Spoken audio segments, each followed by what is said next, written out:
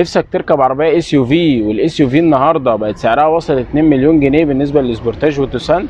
طب هركبك الاس يو في اللي انت نفسك فيها باقل من نص حق التوسان والسبورتاج. والعربيه اللي معانا دي هي تيجو 3 موديل 2024.